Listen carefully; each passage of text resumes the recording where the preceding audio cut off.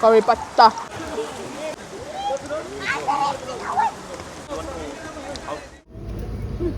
Cô chốt cái này quá. Cái sai thì thằng ở cháu cũng phải mà không mua mà đi cơ. Yes. No boy, no boy. Thằng gì nữa? Ai bố thua cái là bố cái gì? Cái phải không được cái? Dạ bro, cái video đó. Ai đã mà khai gì đi. Chị quay cái sao nào? Let's go. Singju, la pu Singju, kiromba. Cái đó thầm gì vậy? Nhưng mà khác rồi nè cả.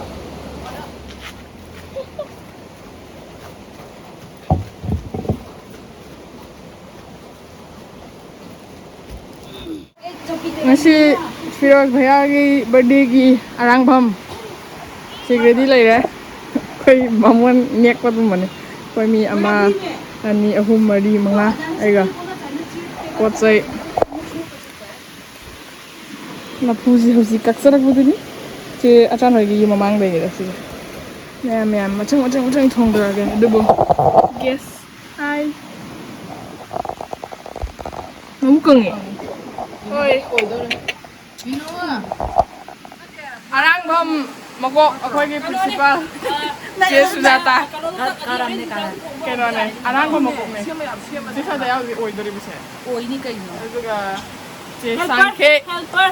akhoi su one of the helper ai su one of the helper adai mathang da chelai ma su one of the helper daga ngasi da hero gi si video sina sida Tura gi ona last oi ne da hero han do ne ba han do re Manipur da da hero ai yum da tor dom sports ngasi gi sports si ne no khar di si mamang da tau gre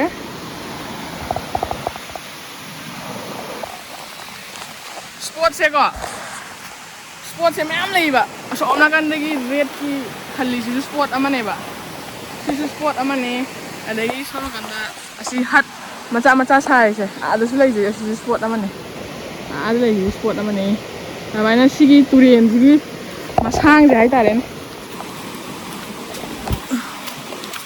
si turien sigi masang je sport lai lai ba amani to ada hat sai se asi sport amane si se aloe vera mayam gi picnic spot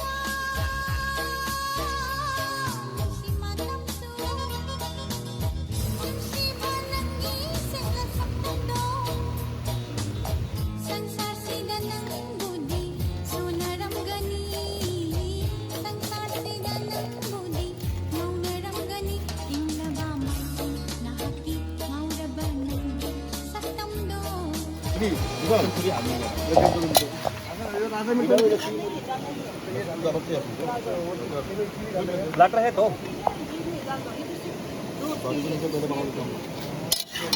बारिश तो नहीं आना चाहिए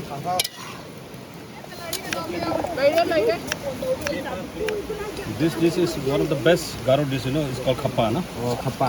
Yeah, it's called khappa. No, not oil not used. Only this thing. Only this thing. Oh.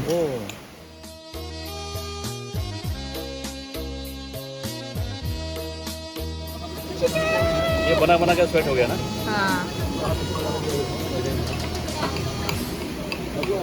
Open दादा बहुत दिनों के बाद हाँ रुकना यार रुकना Idea ka na naman na. कौन मर गया birthday boy He's 40 now. 40. Barugi khapa makan करेगा ये. दादा आपका नाम तो पता नहीं हमको. है ना? हाँ. Koshik. कोशिक. अच्छा. चिकन तो आप बनाने वाला था ना? क्या हो गया? बना रहा है हाँ, बर्थडे बॉय है इसलिए.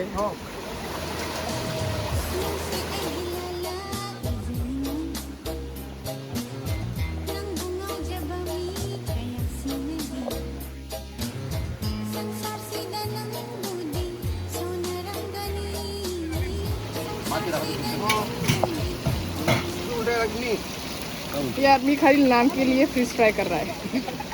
बर्थडे बॉय है भाई बेचारा कोई काम आपका क्यों तो काम लगाता है बर्थडे बॉय को करेगा कितना मेहनत से बेचारा पार्टी दे रहा है. ये हो गया क्या देखो ना हो गया लग रहा है. देखो देखो देखो जो इसे कहते हो बहू का गुलाम.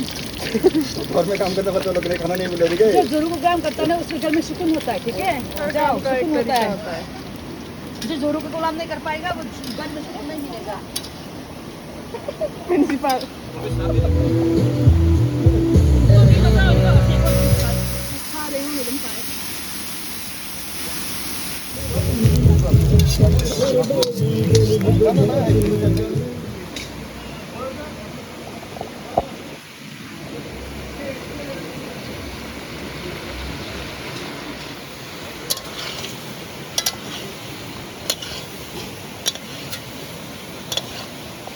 오케이 그 땅콩을 내리네 정말나 강가오게 없냐 लेमन ग्राइंडर है.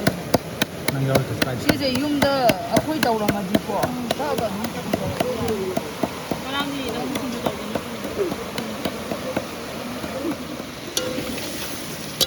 사랑이 뭐로 그냥 사다 그랬다.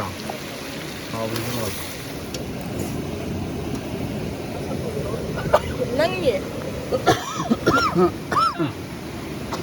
뭐로 쓰고 나 하프래 봐. 싱 앞에 얼마. 나 합세 낭니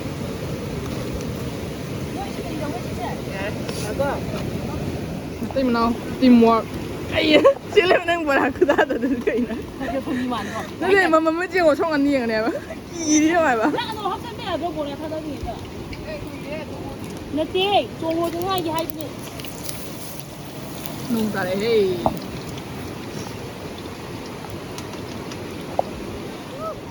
mang ăn hát thôi à 지금 사이에 학생이라. 수박이거든.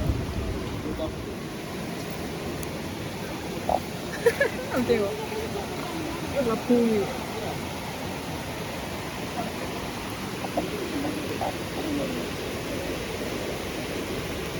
Principal, madam em sau bro cái nó.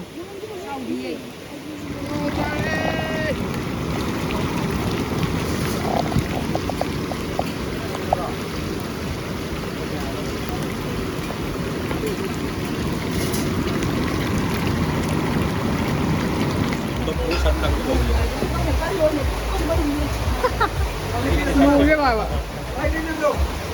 Nôn xe ngô.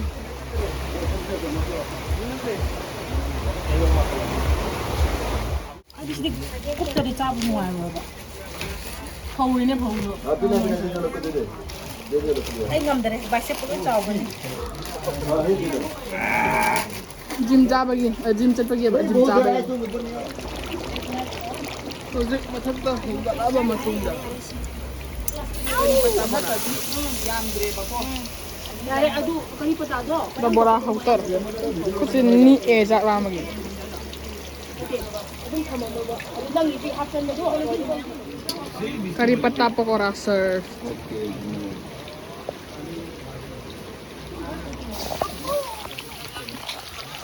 Sinung gala yaw. It's a video guys.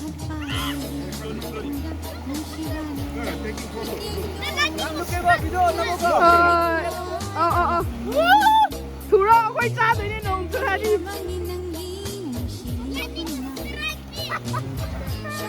Alu bora, mayangkon bora, lagi pata bora. Tuna oksa. ꯉꯁꯥꯏ ꯑꯣꯛꯁꯥꯗꯣ ꯑꯩꯅ ꯒꯔꯝ ꯃꯁꯥꯂꯥ ꯈꯔ ꯍꯥꯞꯆꯤꯜꯂꯦ chilli powder ꯈꯤꯇꯪ ꯍꯥꯞꯆꯤꯜꯂꯦ ꯃꯆꯨ ꯐꯖꯅꯕ ꯑꯗꯨꯒ ꯉꯧꯁꯟꯈ꯭ꯔꯦ ꯁꯤꯅ ꯉꯁꯥꯏ ꯂꯐꯨ ꯑꯣꯏꯅ ꯂꯦꯟꯖꯈꯤꯕꯗꯣ ꯑꯗꯨ ꯁꯤꯡꯖꯨ ꯁꯤꯅ ꯌꯦꯟꯒꯤ ꯃꯀꯟ ꯀꯂꯦꯖꯥ ꯈꯞꯄ sina mixer khale sida su singju morok sumai na lai re mic se hapti habe do ai khangde maning da sora kan na sanai ai sil hek loi ba changadam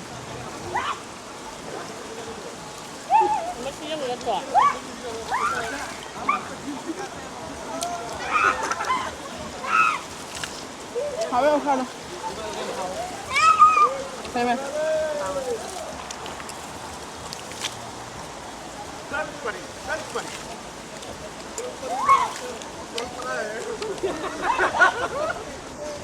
जल पड़ा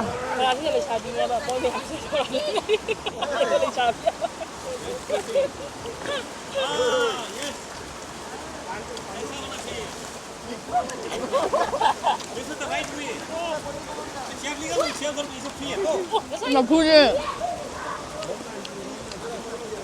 लोन का कोई लफू है बे ख्वाब जा चीज़े चिंटू का नुआ ना मही चुम्मा तोมันนั่งใส่ตัวยาวเลยวิดีโอเด้อยาวवो का जोगे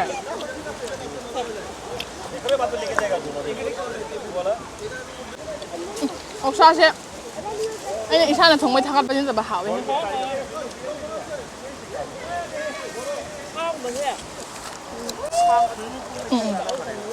เอ้ยยังไง还有มาจ้า这桶里说不定哎呦我的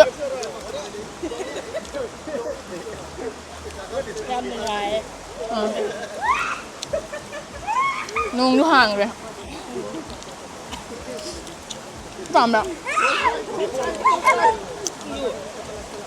เขาไอ้ทีนี้ลูกเป็นไงจะมาเพื่อ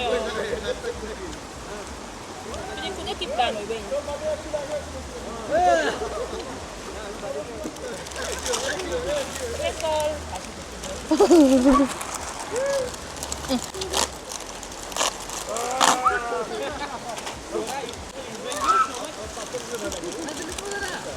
ลูกยังไงก็ซาดีอ่ะซาบ้าดีอ่ะรวยก็หลักเนี่ยได้หรอมั้งว้าว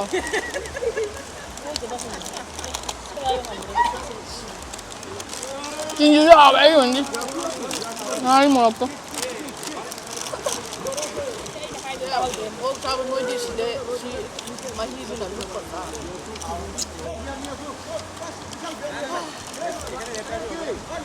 샤지 칼 리베이 칼 깔레바. 백그라운드 노이즈 very sorry. 마루원 맘세.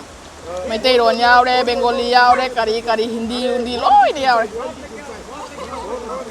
Sura lupiyo. Background so ipajare maya kisingda.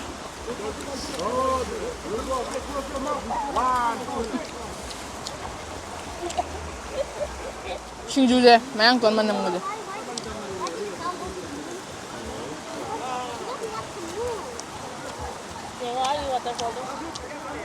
Curry patta, bora.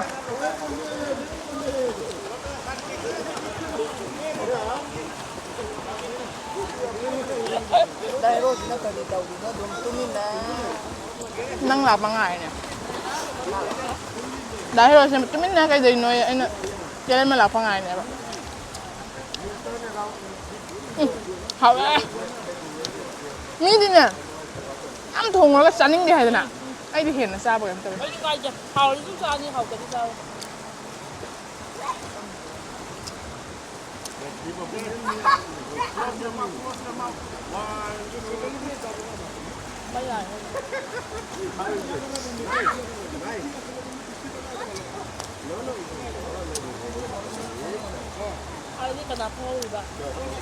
Mọi người đi.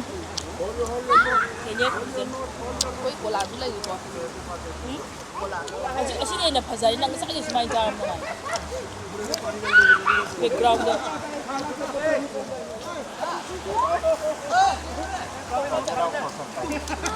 Nong gue. Nong. Satin ba yung kino? Sini kayo nung ay satin sa. Ako ba kayo? Ay pa bigay sa. Kaya. Kaya to so ram na ko. Ako so je asa bo so bidi ade.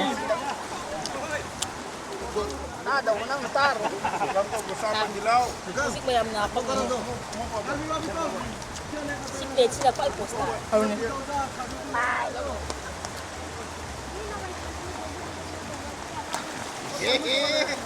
No, the water will go in the food.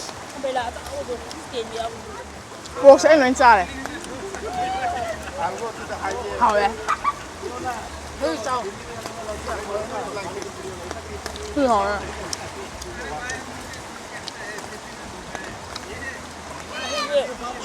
Ni ya de mi ko yum de pa tong mo lo la. Có nó cái anh đàn là không 먹어. Come here. Tura, come say hi to the camera.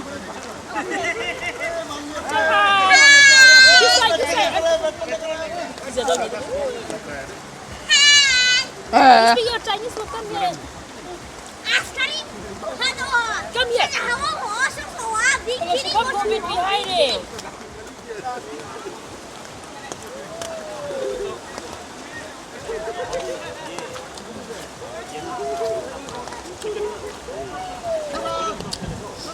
Sit there. Help! I can't get out. Ay, kamay dyan. I can't get out. Get out. Help! I can't go up. Last bite तो रोके मैं हम लोग से लगे। ये camera battery से out रे बा। Last bite.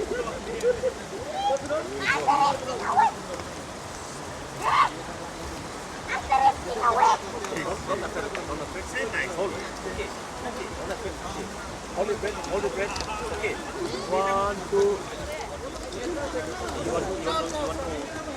You want to know how to play? Pupa, swimming pool da. Yes, stay for Pupa da swimming pool da. Wait. Park da water park da ko na washroom da ile. Price भी बदो। वाह छोरा हुआ दी थी। Okay, let's try. Let's try. Singju da ta. Ko di siap sa. Ấy này mukbang tao rất là thú cái rồi. Bye bye. Mình sao khổ? Behind the scene like kharo. I haven't seen the one inside the water. Inside the water.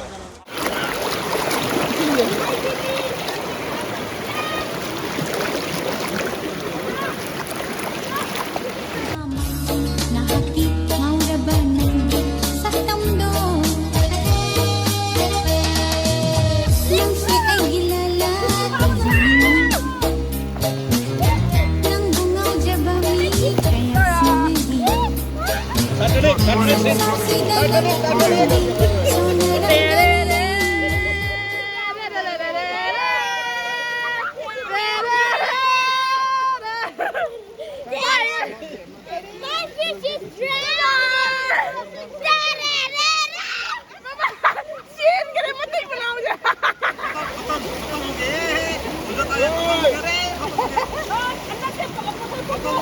Đấy gì đây này?